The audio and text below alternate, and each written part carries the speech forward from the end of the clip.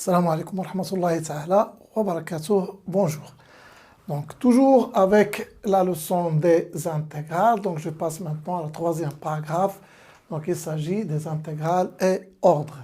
Donc, avec la propriété suivante, donc, soit f et g de fonctions continues sur un intervalle AB, bien sûr, tel que A est inférieur strictement à B.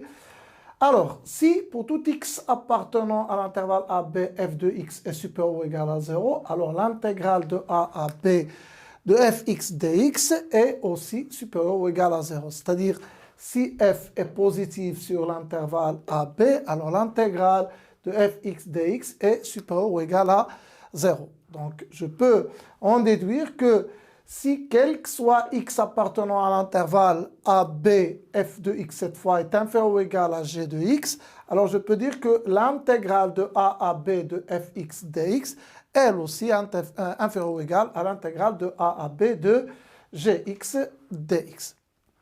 Donc pour mieux comprendre cette propriété, je vais passer à des exemples. Donc je commence par le premier exemple. Donc, je sais que la fonction ln x est négative sur l'intervalle 0, 1 et qu'elle est positive sur l'intervalle 1 plus l'infini. Donc, en particulier, je peux dire que pour tout x appartenant à l'intervalle 1, e, ln x est supérieur ou égal à 0. Et donc, je peux dire que l'intégrale de 1 à e de ln x dx est supérieure ou égale à 0. Un autre exemple.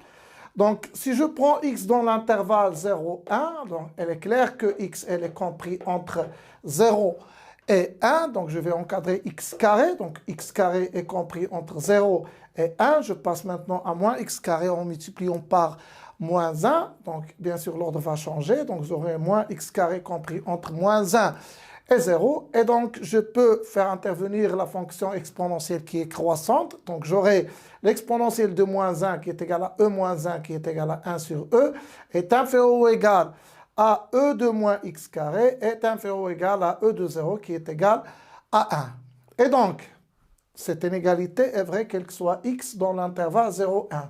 Donc, je peux dire que l'intégrale de 0 à 1 de 1 sur e dx est inférieur ou égal à l'intégrale de 0 à 1 de e moins x carré dx est inférieur ou égal à l'intégrale de 0 à 1 de 1 dx. Ici, 1 sur e est une constante, donc cette intégrale c'est égal à 1 sur e facteur de 1 moins 0, donc ça va donner 1 sur e. Cette intégrale reste la même.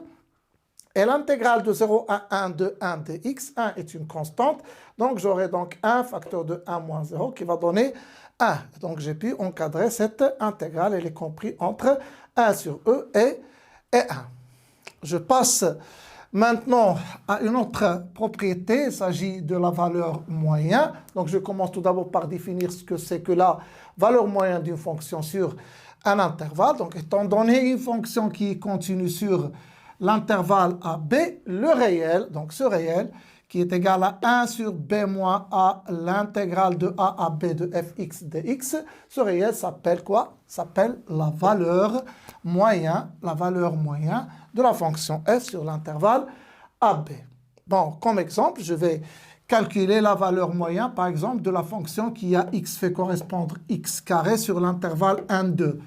Donc, en suivant cette définition, je peux dire que la valeur moyenne de la fonction qui a x fait correspondre x carré sur l'intervalle 1, 2, c'est 1 sur b moins a, c'est-à-dire 2 moins 1, l'intégrale de a à b, c'est-à-dire de 1 à 2 de x carré dx. Une primitive de x carré, c'est x3 sur 3. 1 sur 2 moins 1, c'est égal à 1. Donc, il suffit de calculer cette intégrale. Donc, je cherche une primitive de x carré qui est égale à x3 sur 3, compris entre 2 et 1. Donc, je remplace par 2, ça va donner 8 sur 3. 2 au cube, c'est 8 sur 3.